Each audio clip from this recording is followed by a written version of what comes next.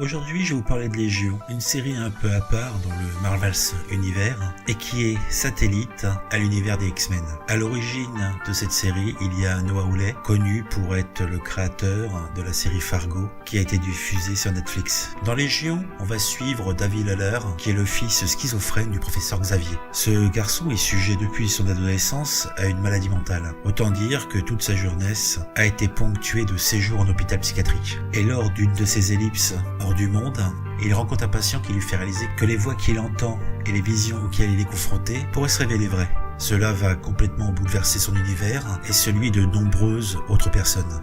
Autant dire que cette série ne plaira pas à tout le monde. Il est original et ne ressemble absolument pas à toutes les séries Marvels par exemple, ni les films. Déjà, la grande différence, c'est le rythme. Celui de cette série est très lent. Et contrairement à l'habitude, il faudra aller jusqu'au bout des épisodes de cette première saison pour en connaître véritablement la conclusion, même si bien sûr, elle est prévisible. Après, comme je le dis souvent, je ne suis pas un spécialiste, mais la photo, l'image, le rythme, les paysages, en fait, toute l'inventivité visuelle qui est mise en place est vraiment impressionnante. Après, ce qui peut rebuter aussi, c'est que l'histoire n'avance pas beaucoup et demeure somme toute prévisible.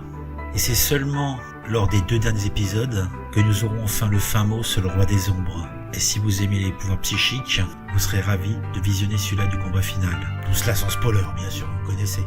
Donc pour résumer, cette série est esthétiquement barrée, très énigmatique, et on se retrouve là dans un récit super-héroïque de très haut niveau. Vous n'aurez que 8 épisodes à subir, pour ceux qui supportent mal les lenteurs, mais cela vaut le coup. Et même si l'esthétique pop peut laisser de glace, l'ensemble a indubitablement un charme certain.